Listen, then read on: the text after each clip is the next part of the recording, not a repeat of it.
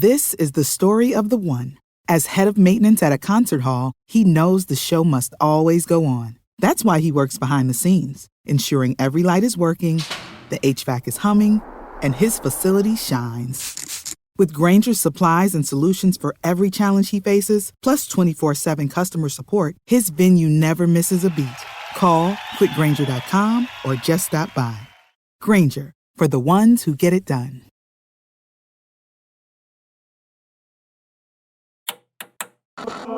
With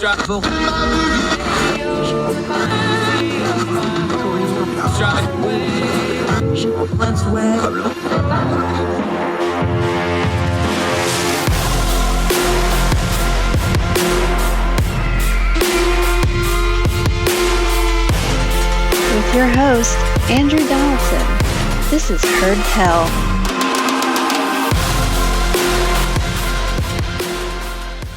Welcome to Heard Tell. It's a Friday, folks. You made it to the end of the week.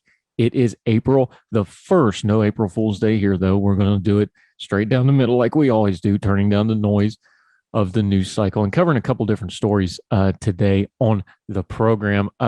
We've got a great one to end the story, a high note.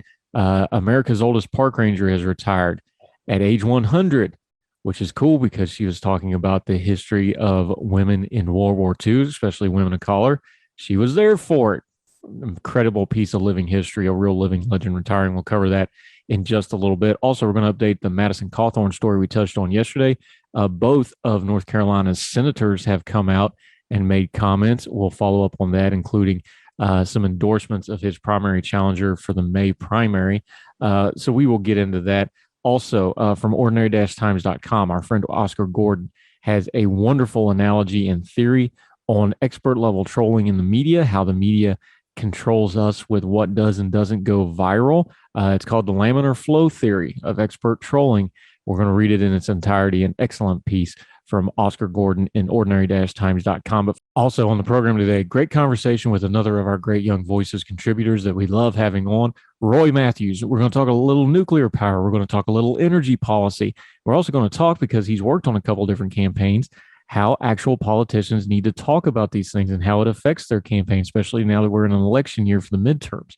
Nuclear power, energy, and a great conversation with our friend Roy Mathews on the program today. But first, let's start right here. Let's talk a little education right quick. From the Washington Post, this is written by Nick Anderson and Danielle Douglas Gabriel. They're talking about enrollment dropping in colleges and universities, and they go through, and this is a very lengthy piece, they highlight a couple different people. They highlight people who want to work instead of go to college. They highlight folks that aren't sure about taking on the cost of college. And they do a lot of human interest stories. They do a good job writing this piece. I want to just highlight the first part of it here, though. Indiana, Pennsylvania, home of Indiana University of Pennsylvania, not of Indiana. I know it gets confusing. On Valentine's Day, her hometown college offered Brianna Steinman a seat in its class of 2026. The certificate of admission from Indiana University of Pennsylvania validated her achievements as a mostly A student. I told everybody, the 18-year-old said, I was so excited, but she hasn't gone yet. Steinman plans to take a gap year to work at a nursing home after graduation. High school during the pandemic with long spells of online or wearing masks had felt grueling. For now, paychecks beckon. She wanted to earn and save. I need a break, she said. I definitely need a break. I just want to work. That's all I want to do. Colleges across America are facing a daunting challenge. Their student headcount has shrunk more than 5% since 2019. According to a national estimate, as debt over the value of higher education intensifies during the public health crisis and economic tumult, there's an enrollment loss of nearly 1 million students. Some drifted out of college while others never started. Many colleges are on an urgent quest to keep current students and recover their lost freshmen. At stake are not only the education and career prospects of huge numbers of adults, but also the financial health of regional colleges and universities. Once students leave, they often don't return. Gap years can become permanent. How do we get these people to come back, especially in a strong job market? Asked Courtney Brown, vice president with the Lumina Foundation based in Indianapolis, which promotes learning beyond high school. Privileged universities are weathering the upheaval, Brown said. It's everybody else that is hurting. Let's stop right there for just a second. There's an underlying premise here that is aiding what has been called the education bubble for quite some time. There has been the practice in both theory and practical application in the United States of America for at least the last 40 or 50 years, and even more so in the last 20 or 30, that the secondary education system, high school down, its main purpose is to funnel everybody possible into higher education. The problem, of course, is not everybody should be getting higher education. Everybody should have the opportunity to pursue higher education, but not everybody needs a higher education. The job markets are humming. Unemployment is at historic lows. There are things in the trades where people can make really good money really, really quickly with just secondary education and some certification, and most of it's on the job training. And it's getting really attractive to a lot of students coming out of high school who would like to earn money now, as opposed to going into massive debt and not earning money until much later on. It's kind of like, remember the old game of life? You had two choices in the game of life. You could start working and earn money faster, or you could go to college and earn more money later. Now we know the facts. College education degrees on the whole, you usually make more money later on. But not everybody should go to college. Not everybody should be forced to go to college. And we're starting to see something here. The pandemic years, the generation that went through the pandemic of online school, of school shutdowns, of schools that have been interrupted, they have a different view of the world now. They have a different view of education. Some of them probably have a cynical view of education. Some of them probably have a view that maybe the education system isn't just out for them, but the education system is a big machine that they're just cogs in.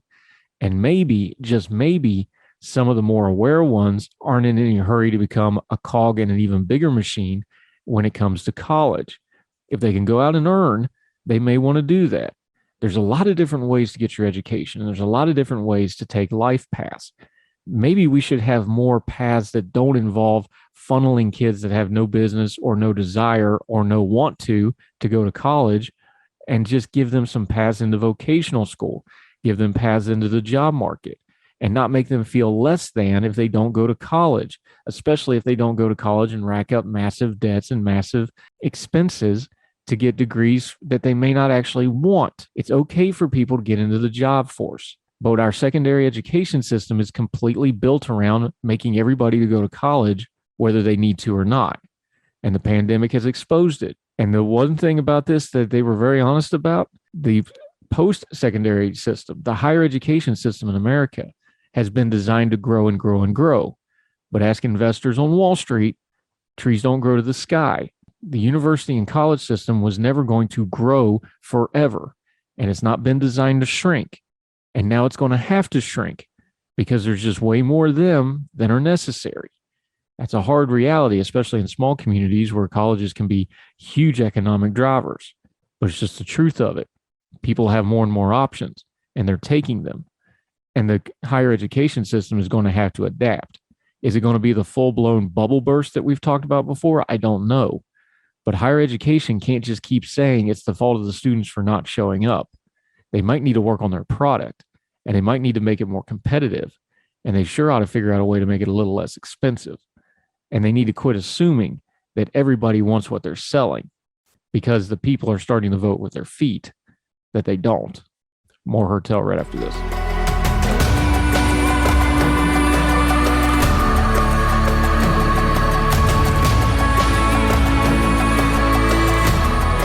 Hi, welcome back to Hertel. You know, sometimes something's so good that I just have to read the whole thing to you. That goes for our friend Oscar Gordon over at ordinary-times.com. He usually writes a piece called Tech Tuesday, but this time he really uncorked something special, and I want to share it to you in your entirety. Please go to ordinary-times.com and read it, but I'm going to read the bulk of it to you. It's called Oscar's Laminar Flow Theory of Elite Trolling. And he starts out by saying, let me get to my theory. I need to explain the analogy. In fluid mechanics, laminar flow is the flow that is even and layered. If it helps, think of a molecule of a fluid traveling from point A to point B. In laminar flow, the molecule will follow a straight line for the most part. It might wibble and wobble a little bit, but the direction will always be towards point B. If the flow is turbulent, that molecule will be all over the place. It will eventually get to point B, but it'll go up, down, left, right, backwards, all over the place towards A. Another feature of fluid mechanics is what we call the no-slip condition. This states that a fluid has a viscosity greater than zero. Some of the molecules of that fluid will stick to any given surface, the wall, we're going to call it in the parlance. They travel along, causing the fluid at the wall to have a velocity of zero. Since the fluid at the wall has a velocity of zero, the molecules just a bit away from the wall will have a velocity just a smidge above zero. And molecules even further away will have just a little more velocity, et cetera, until you get to what we call the free stream, where the fluid molecules are not feeling the effects of the wall at all. The region between the wall and the free stream is called the boundary layer. So it is within this laminar boundary layer that my analogy lives. Imagine a laminar boundary layer, the fluid all nice and layered near the wall, moving kind of slow but very even. And as you move away from the wall, the fluid becomes faster as it approaches the free stream, and thus is at a higher risk of becoming turbulent, especially if it encounters an obstruction in the flow. Think of this as the flow of public perception. Now imagine all of us regular low profile people exist near the wall. We are not seen. We are not part of the public perception. The closer you are to the free stream, the more you are in the public perception. In the free stream and a widespread fame, think Will Smith and Chris Rock in that mess exists full-time in the free stream, as do most politicians. Now here's for my theory. Cancel culture, or cancellation for the most part, is elites trolling the masses, not the elites who exist full-time in the free stream, the real big celebrities, but those a bit further down, the ones who think of themselves as elite, who want to be elite, but don't want to be in the free stream. Those elites like being able to say whatever crosses their minds, but they don't like being forced into the turbulence of the free stream because they don't really like the taste of shoe leather when they're shoved their foots in their mouths. What's my evidence for this? Just look at who sets the narrative.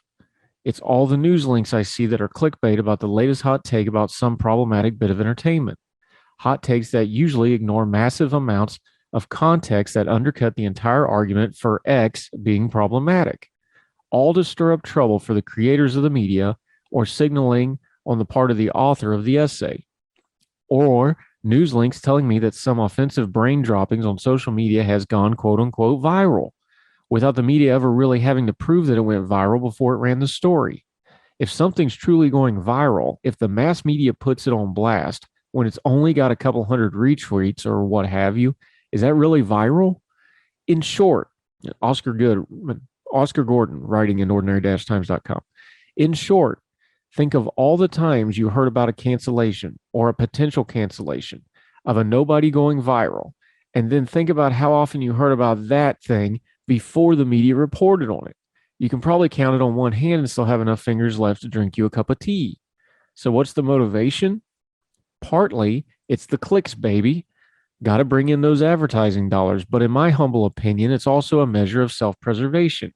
If those of us who are having close to zero existence in the public perception, those of us closer to the wall in the analogy, become afraid of being forced into the turbulence, we will become less tolerant of people who engage in public shaming regardless of the righteousness of it.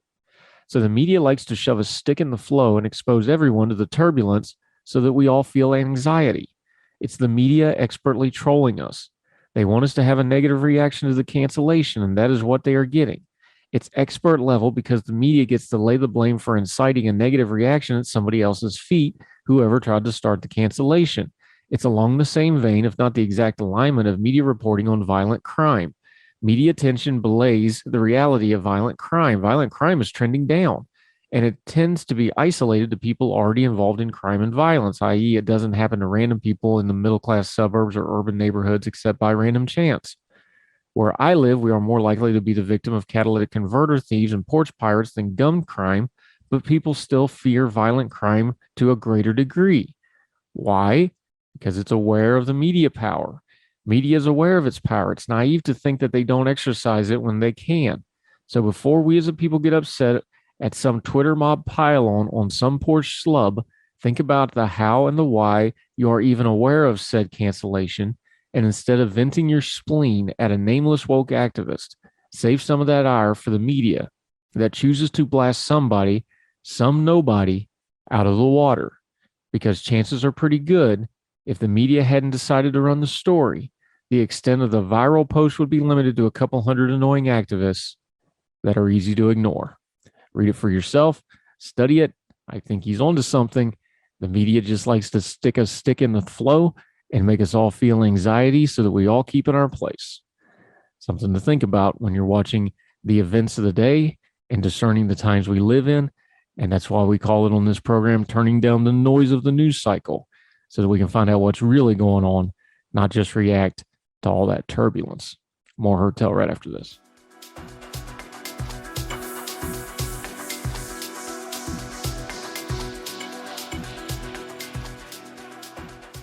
Welcome back to Heard Tell. This will be fun. Let's talk a little bit more energy. Been on everybody's minds lately. Don't know. We don't keep exact records on this thing. Pretty sure this is the first Roy we've ever had on. Another great Young Voices contributor, Roy Mathews. He's in the DC area. He is with the Public Policy Associate at the Alliance for Innovation and Infrastructure. That's AII. And I'm going to say that real carefully because my hillbilly accent, you start putting too many vowels in, bad things happen, Roy. But how are you today, my friend? I'm doing great. Thanks for having me. Hey, I really appreciate the time. You took to Real Clear Energy and was talking about nuclear power. This has taken on a new life again because of the situation in Russia. Look, these things don't happen in a vacuum. They happen in a sequence. What was the sequence of events where after 30 or 40 years of people dragging their feet on nuclear, all of a sudden the Russian invasion of Ukraine has brought people back to nuclear? We know why, but just to make sure everybody's on the same page and we all got our nomenclature clear, why is nuclear kind of getting a little bit of, at least policy-wise, renaissance the last month or so? Oh, it's a great question. And quite frankly, it's because of Russia. Russia's used its energy resources, its oil, its natural gas, to really essentially capture some European countries, most notably Germany, and make them dependent on Russian energy exports. So, for example, countries like France are very, very heavily reliant on their own domestic nuclear power grid. But Germany has sort of transitioned away from more standard coal-fired power plants and has started to import a lot of Russian gas, which now, thanks to the Russian invasion of Ukraine, a lot of the Europeans are starting to pull away from Russian oil and energy. And now that Germany has no energy, they're starting to reactivate or reconsider closing some of their own nuclear power plants. One thing we do on this program is we like to turn down the noise of the news cycle. That's what we talk about. These things, we just said it, they happen in a sequence. Let's back up because I was there. I was in Germany in the early 2000s when Gerhard Schroeder was the chancellor. He was one of the ones that was really pushing this, that, hey, we can't have foreign dependencies. We got to get rid of nuclear energy. We need to go green. But the old Faulkner quote, things happen gradually, then suddenly we find out Gerhard Schroeder has all kinds of ties to Vladimir Putin and the oil and gas industry in Russia, which, of course, you don't get those ties unless you're tied into the oligarchs that control them and Vladimir Putin by extension. When we look back on it now, and I know there's rank level corruption in all politics, but energy policy, let's be adults here. When we're talking geopolitics and energy, there's a lot of dirty dealing that's been going on the last few years in Europe, and things like Gerhard Schroeder and Germany, you can look back on it now in hindsight and go, oh, this wasn't just bad policy. There was some nefarious stuff going on here. Well, like you said, Mr. Schroeder was the head of the now canceled Russian to Germany Nord Stream 2 pipeline. Almost said Keystone. That's another canceled pipeline. And now you're starting to see a lot of governments really sort of take both energy security and energy independence really seriously, because no one wants to be dependent on a hostile foreign power to be able to essentially hold their economy captive. And Germany has been one of those countries that has been pushing for green energy and the renewable energy transition, which is great. But in the meantime, we still don't have some of those crucial technologies like energy storage capacity, the ability for these lithium ion batteries to hold lots of energy for long periods of time. So you're starting to see these sort of transition fuels like natural gas is a huge one. And Germany, for whatever reason, does not want to be dependent on, say, U.S. exports for liquefied natural gas, but rather get them from Russia, mainly just because of the distance making it cheaper. But now they're even starting to reconsider, again, firing up the old coal power plants, which to the Greens in Germany, it seems like it's, the 1800s again. But unfortunately, that's just where they're at. Yeah, and they've got a coalition government called the Traffic Light Coalition government right now. They can't blow off the Greens or Olaf Scholz's coalition would not be able to govern. So that's a real issue. That's not just a platitude. Sticking with Germany for just a second, though. Look, I'm a logistics and transportation guy by trade. I get it. You got the pipelines through the Ukraine, the Russian gas. I understand that aspect of it, the infrastructure of it. So the flip side of that is, doesn't this tell us in America and the other parts of the world that has vast resources of things like liquid nitrogen, or excuse me, liquid natural gas, like the president was talking about in this New Deal? He's saying, well, we're going to give them 15 billion units of this stuff. Well, that sounds fantastic until you realize they're trying to replace 240 billion cubic units of this stuff. Doesn't the flip side of criticizing their infrastructure and wanting it cheap is, hey, we've had all this time. We could have built up our infrastructure to export a whole lot more than what we did. We could have already been doing this all along and been more of a viable option for Europe, for Africa, for these other parts of the world that want this stuff, couldn't we? Oh, you're absolutely right. This is really a source issue and a receiving issue.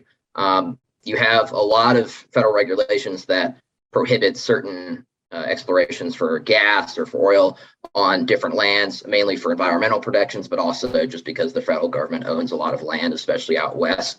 They have a lot more regulations and rules and policies to work through. Another thing is Germany hasn't actually built out a lot of the facilities that are needed to actually receive liquefied natural gas. You need terminals, you need trucks to transport it, you need all these specialized materials that can maintain liquefied natural gas liquefied state. You need to keep it at a very, very cold temperature. You need to pressurize it. And so it's really going to take a long time for the Germans to be able to really take this liquefied natural gas off of ships and into their country, because like you said, they were dependent on pipelines, which those are more efficient ways of transporting something. You put it in one end and it comes out the other. Pretty simple. But now that the Russians have essentially turned off the taps, Germany's scrambling to have the energy they need for their economy. Yeah, and since you brought it up, I'll just do it one more time. The flip side of that, here in the States, I know like one of the growing ports on the East Coast, Savannah, they have a huge LNG processing plant that just got brought online in the last few years. These are things that we should be scaling up. Again, part of dealing with the current crisis is starting to make footnotes for the next crisis. Doesn't this tell us like, hey, we should probably have some East Coast LNG plants? We should probably have some pipelines that go to the East Coast that keep getting held up in court and held up policy-wise. We have pipelines through the Carolinas, pipelines through Appalachia right now. These are all things that we keep seeming to want to argue these things in a vacuum, and we don't quite put them together of like, hey, yeah, there's environmental concerns. We want to be sensitive to them. But now we have a very pro-environmental left policy President Biden saying we just need to get this stuff now. We need to do this infrastructure now because this stuff takes 5, 10, 15, 20 years to build the infrastructure to really scale it up, doesn't it? No, you're absolutely right. At AII, we do a lot of work with pipelines and how to build pipelines in both a carbon neutral way and in a green way. And I believe the Colonial Pipeline that was hacked a couple years ago has a sort of a successor, the Mountain Valley Pipeline, which is the first pipeline in the entire country to be built carbon neutral, meaning you can take the emissions that are emitted from construction materials and vehicles and all that and put that into everything from tree planting to carbon capture to all these different assets to make your project carbon neutral. So even if politicians or activist groups stress that we don't want pipelines because they pollute, well, there are methods now where we can build these massive infrastructure projects for energy and have them be carbon neutral. But again, the change of values that we have to have in the US is, we can't prohibit all utilization of our environment. We just can't do it. We need the energy. We need to do it conservatively, which is a lot of what these green plans for pipelines and all these different construction projects try to do. Let me stay on that theme for a second, because one of the things you're writing about nuclear, we're kind of focusing on nuclear for a minute. One of the things that frustrates me about nuclear is what I just said. Those things take time to build up. We've had nuclear energy for 60 years in this country, but we've really treaded water on innovation and there's been technology. People worry about Chernobyl. And of course, we had the miniseries, and it's back in people's minds because of the events and Russia taking over the area where the plant is. That was almost 40 years ago. Technology and that was outdated technology when they built that. That's a little in the weeds. We've had great technological leaps in this, but we haven't applied any of it. Isn't part of the problem with the nuclear stuff is we could have been doing stuff 15, 20, 30 years ago that would be reaping benefits now much greater than what we're seeing. Even the most staunchest environmental people, some of the numbers they throw out, if we'd been doing nuclear all this time, wouldn't we be way ahead of even where some of the real naysayers say we are now? I mean, just from the sheer amount of clean energy that each nuclear power plant can produce, absolutely. I mean, we've had nuclear power in this country since 1958. So the first nuclear reactor in this country was built in 1958. And most of these plants in this country are fission reactors, but some of the stuff I talk about takes some of the commonly held safety concerns for meltdowns and power losses and just negates them or reduces them almost to the point where it's not even statistically viable to hold up a project because of it. And you mentioned Chernobyl, that was the Soviet Union, which I think you and I could both agree that comparing the Soviet Union to the United States is like comparing apples and oranges.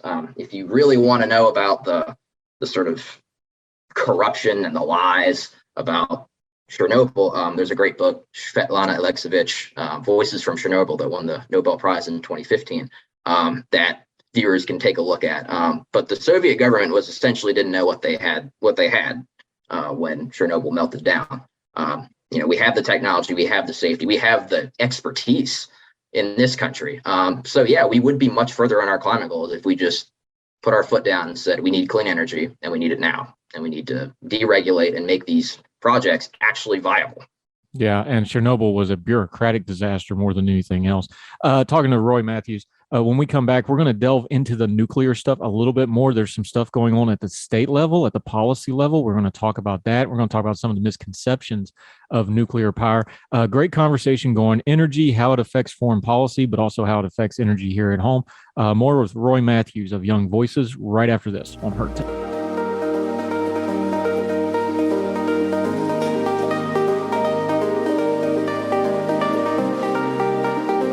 Welcome back to Heard Tell, talking a little energy policy, nuclear policy, global politics with Roy Mathews, Young Voices contributor. Okay, we just talked about Chernobyl. The one thing we've had in the States was 3 Mile Island, but this goes to the misperception of nuclear power, because 3 Mile Island, when you read it, we talked about Voices of Chernobyl, the great book about the disaster.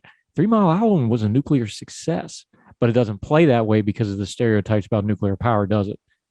Absolutely no. So 3 Mile Island is the worst nuclear disaster in the United States. There is a partial release of radioactive materials in the plant in Pennsylvania, but 0 fatalities. And that's pretty remarkable in I believe the 70s is when it was occurred. And overall, over 18,500 cumulative reactor years of commercial nuclear power plants in 36 countries. Out of all those years, there's been a total of 32 deaths. 31 of those were from Chernobyl, which is a massive outlier. And one of those was from the Fukushima Daiichi nuclear plant in Japan. And that one death from Fukushima wasn't even linked to radiation poisoning or a radiation leak. A gentleman suffered a heart attack due to the stress of the evacuation. So the misperception that nuclear power is this, deadly and very, very dangerous type of energy is just not true. It's if you put nuclear power next to natural gas or oil and gas, and even if you start in 1958 when nuclear power was first established in this country, the death rate is minuscule. It's actually one of the safest forms of power out there.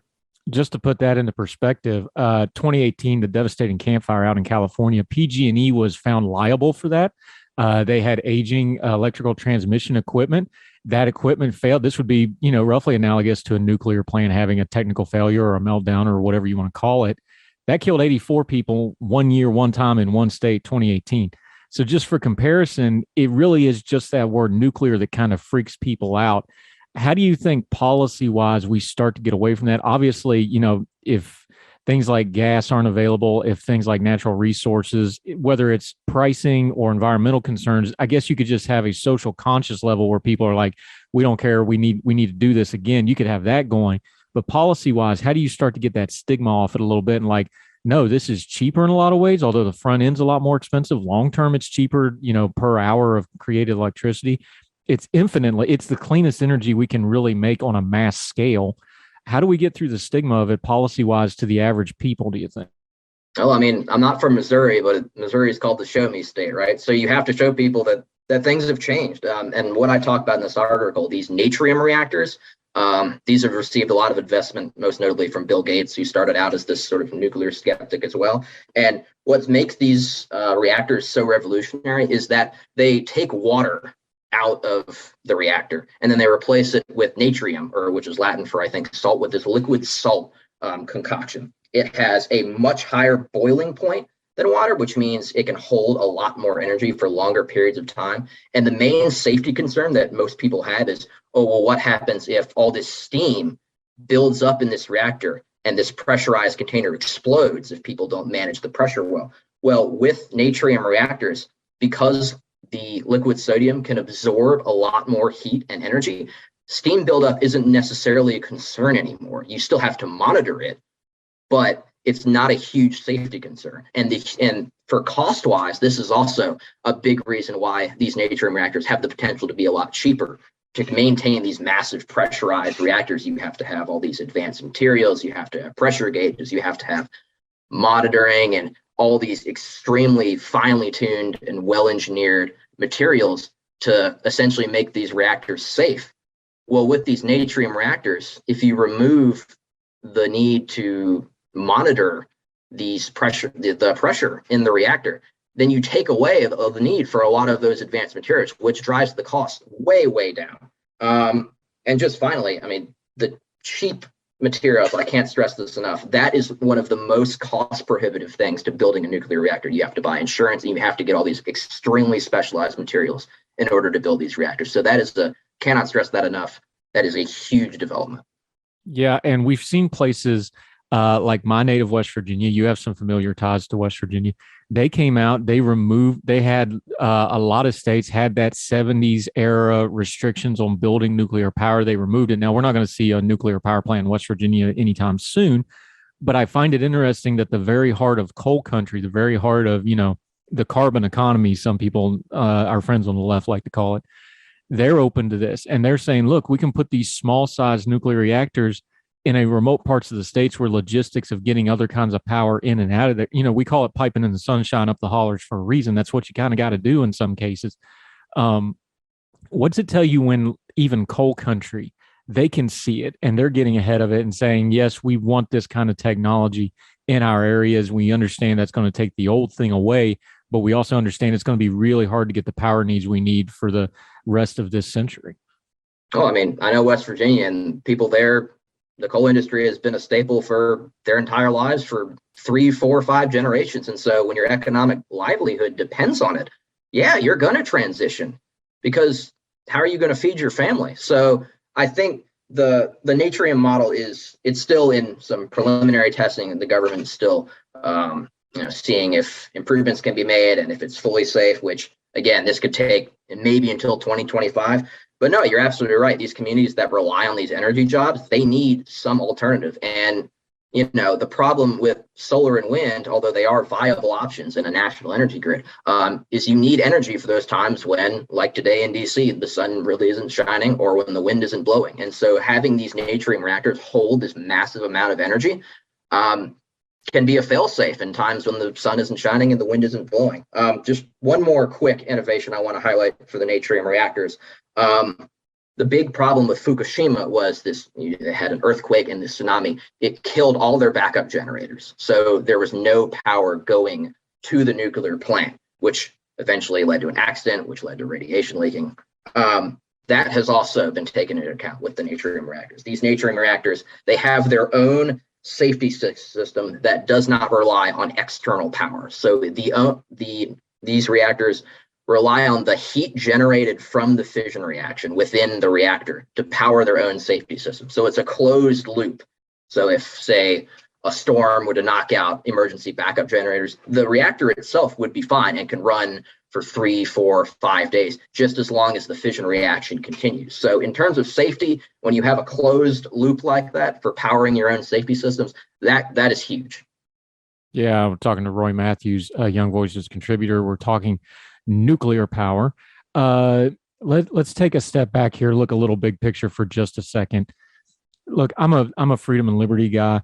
My thing on things like energy and the environment, I've gotten off some of the harder core stuff and the buzzwords, and I'm like, I want to be an all of the above guy, right? I think mostly, with few exceptions, when you're talking freedom and you're talking policies, I want all of the above project. Isn't there a way, because people seem to think there's this zero sum game of like, well, we have to have all electric vehicles and we're not going to bother looking at hydrogen or natural gas vehicles or anything else. I feel like we're getting that way with some of the greener things of like, well, we can only have solar and wind and hydroelectric and all that. And I'm like, well, wait a minute. Some of that stuff's still a ways away, especially things like solar and wind, where the output is somewhat limited, especially unless you do it on a mass scale, and it's still limited. I want to find a way to explain these as like, look, I'm not against what you're pitching. I'm not against these really innovative green technologies, but we also need some intermediate steps. And we have things like nuclear. We got 60, 70 years of experience doing it. If you really want to get away from this, how do we reach out and have those conversations with folks that are a little more hardcore on the environmental stuff and say, look, we're not saying no, we're saying we want an all of the above policy where we can do all this other stuff along with what you're proposing, because that seems like it'd be a little bit more productive than what we've been doing. Yeah. Well, for nuclear, I just say, look, this is a massive amount of clean energy, no emissions whatsoever, that can be used to really boost all these renewables, hydroelectric, wind, solar, I mean, even geothermal in some parts of the country. So nuclear can be a standby option. And if they're concerned about the nuclear waste that's been being produced with these naturing reactors, the cool part about them is that they can recycle high grade, medium grade, and even low grade nuclear waste to pull even more energy out from them. So we would have even less nuclear waste if these reactors were to come online. And look, what I say to folks that are really hardcore on the renewable energies, right now, nuclear energy makes up roughly 20% of the national electrical grid. We've never been a country that relies solely on just one or two or three different energy sources. It's always been a mix. And with space concerns for wind turbines and solar panels mixed with, the very limited amount of space you need for a single nuclear plant, these things can be used in tandem. The hard part is just getting, what region lines up best with which power source. In the Pacific Northwest, you could really use some hydroelectric power on all the massive rivers there. In the middle of Arizona, yeah, solar could be a great idea. But for some of these places that don't have these massive amounts of sunlight or fast flowing rivers, nuclear could be an option. Yeah.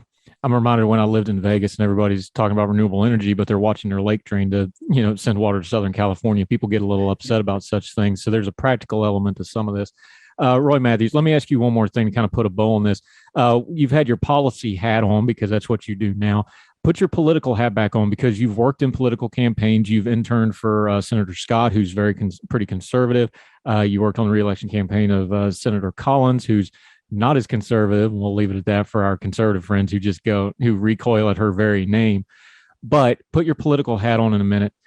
Do you think, how are we communicating with our elected officials? This is an election year. Energy's going to be up there. The economy is obviously going to be the number one issue, foreign policy. This is going to be one of those rare elections because of Russia, because of the economy, because of inflation. We got gas prices. We got energy prices. You start getting in the fall, people are going to start feeling heating bills again. I'm sure those are going to be an issue.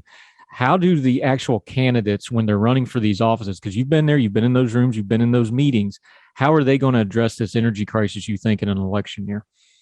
Well, I think you'll see from a lot of political leaders that say we need to build these pipelines. We need to drill. We need to harness our domestic energy production now. And I know Susan Collins isn't the most conservative person out there, but the state of Maine is massively dependent on gasoline, on heating oil, because it gets cold up there. So a lot of those, working class Mainers are feeling this the most.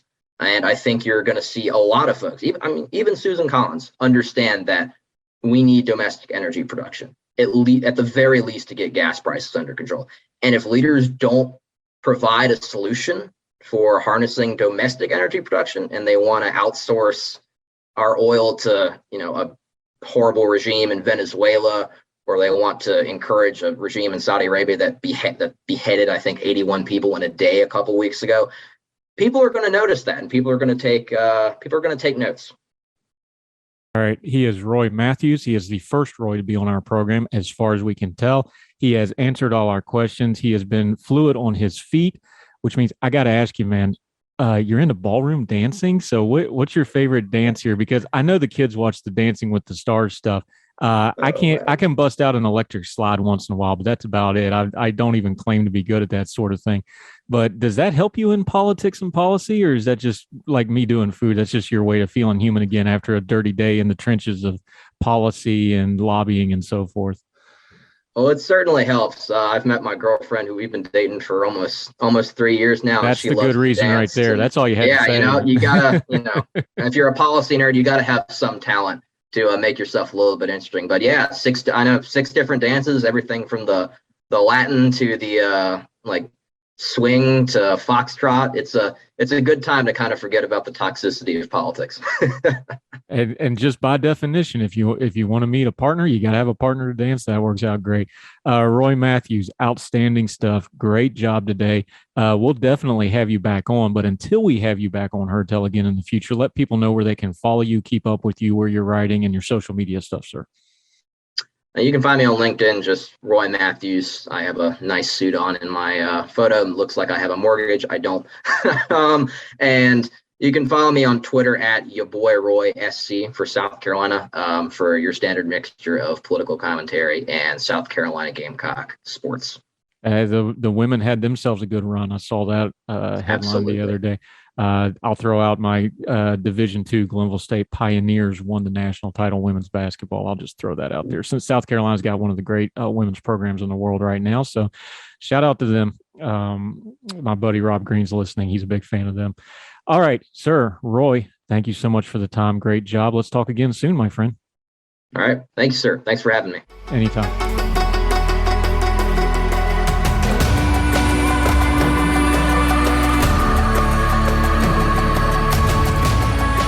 All right, Heard Tell. Quick update on the story we covered yesterday. Talked about Madison Cawthorn. His comments, he had a little bit of a talking to from Minority Leader Kevin McCarthy, along with Minority Whip Steve Scalise. The adults in the room, the North Carolina senatorial delegation, the 2 senators from North Carolina, have weighed in on the controversy. Tom Tillis, the junior senator from the state of North Carolina, he's going to be the senior because Richard Burr's leaving the Senate. Tom Tillis, in a statement, blasted Cawthorn. He also endorsed his primary opponent. And I want to read you some of the notes here. Today, Senator Tom Tillis issued the following statement. Quote, the 11th Congressional District deserves a congressman who is fully dedicated to serving their constituencies. Unfortunately, Madison Cawthorn has fallen well short of the most basic standards Western North Carolina expects from their representatives, and voters now have several well-qualified candidates to choose from who would be a significant improvement. I believe Chuck Edwards is the best choice. This is Tom Tillis endorsing as well as commenting on Madison Cawthorn.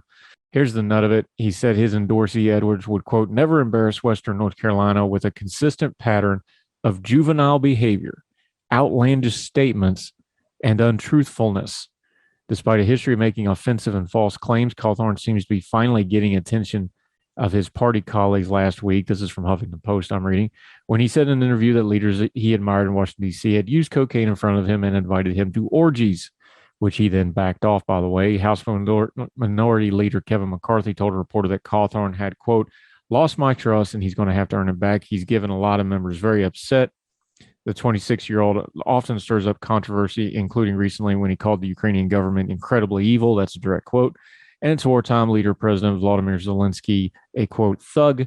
Tillis said in his Thursday statement that Edwards would, quote, never attack Ukraine's fight for freedom or vote against sanctioning Putin's Russia and find himself being used as propaganda. North Carolina's other senator, Republican Senator Richard Burr, told CNN he wouldn't get involved in the primary, but that, quote, on any given day, he's an embarrassment. Cawthorn faces 7 Republican challengers in his May 17th primary. Most prominent House and Senate leaders are starting to line up behind Edwards. We'll keep an eye on it. Again, I think Kevin McCarthy should have already taken action directly. He's hoping, because, he's a little bit of a coward, he's hoping this will just electorally take care of itself in May in the primary and he won't have to deal with it. We will see what happens. We will keep an eye on it. And it's not just Madison Cawthorn. There's plenty of other people in that caucus that need to get put back in line and put out of Congress. We'll continue to cover it right here on Heard Tell. Be right back after this.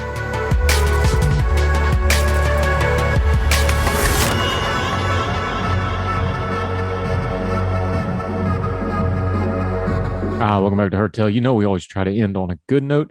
This one's a great note. An amazing woman. We joke around about, look at these legends putting in their work. She's put in 2 lifetimes of work and got it all into one lifetime. Betty Reed Soskin, the National Park Service's oldest active ranger, has retired at the age of 100. This is from The Guardian. Soskin, who worked at the Rosie the Riveter World War II Homefront National Historical Park in Richmond, California, spent her last days as she had the last decade and a half, sharing her experiences and those of other women who worked on the home front in the Second World War. Soskin was a file clerk in the segregated Union Hall of San Francisco Bay Area during the conflict, and during her time as a ranger, Soskin sought to shed light on the experiences of women of color during the Second World War. Soskin was involved in the park since it opened. She told The Guardian in 2015 she was the only person of color in early meetings that shaped the site's identity.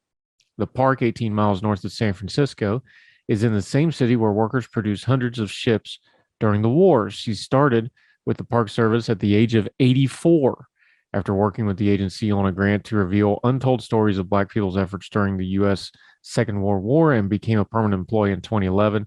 Being a primary source in the sharing of the history, my history, and giving shape to a new national park has been exciting and fulfilling, she said.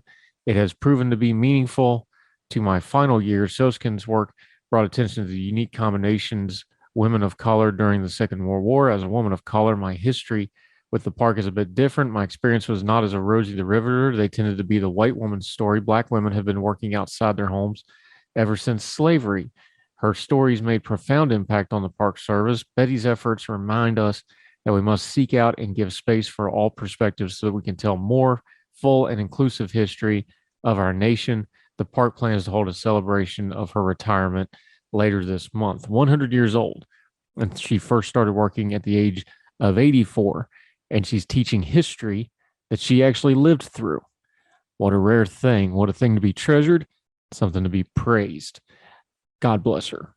May she enjoy her retirement years over already 100, be 101 this fall, and we hope she enjoys them, well earned by her. That'll do it for Heard Tell. Make sure you're following us on social media at Heard Tell Show on the twitter.com. Also, if you want to email us directly, heardtellshow@gmail.com. Well, however you're watching or listening, YouTube or any of the podcasting platforms or the Big Talkers Facebook page and live feed and app. Please make sure you subscribe. That makes sure you don't miss anything we do at Heard Tell, the daily show, the Twice on Sunday recap show, the long form podcast. It also lets you interact with us, send comments, make a rating. We'd sure appreciate it. And all of those have a share feature so that you can share us on your social media. We'd sure appreciate it. It only costs you a click, but it means the world to us. And it means the world to us that you took the most precious thing you have, your time, and shared it with us today. We hope you have a great weekend. We'll be right back here Monday with more new Heard Tell. Twice on Sunday. We'll be out on Sunday. That'll review the 5 great interviews we had this week. And until then, we hope wherever you are, across the street or around the world, we hope you and yours are well. We hope you're well fed. We hope you enjoy your weekend on Heard Tell. All the music on Heard Tell is provided under a Creative Content license from monstercat.com. Somos la máquina. This is the story of the one. As a maintenance engineer, he hears things differently. To the untrained ear, everything on his shop floor might sound fine, but he can hear gears grinding or a belt slipping. So he steps in to fix the problem at hand before it gets out of hand. And he knows Grainger's got the right product he needs to get the job done, which is music to his ears. Call, click Grainger.com, or just stop by. Grainger, for the ones who get it done.